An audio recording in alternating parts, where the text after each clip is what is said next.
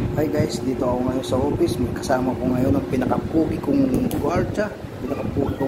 Ito, busy siya ngayon. Siya guys, nandito siya sa cellphone. Ayan, pupunta tayo ngayon sa labas na tropa. Ayan, titingnan natin yung naglilinis ng motor. Laging araw-araw nililinis ng sniper niya, katropa. Ayan, puntahan natin para ma-check natin. Tingnan natin, tanungin natin siya, mga tropa. Ayan na nga siya, katropa. Naglilinis siya ng motor niya. Talagang pinapaganda niya, katropa. Tanungin natin siya. Ayan.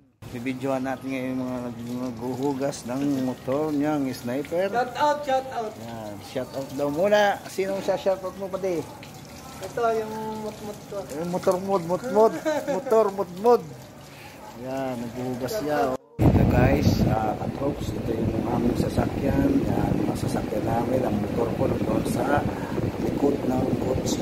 Yan, katrops, pupunta tayo ngayon sa labas. Tingnan natin sa labas ng ating office kung anong itsura, katrops. Ayan, maglalakad tayo.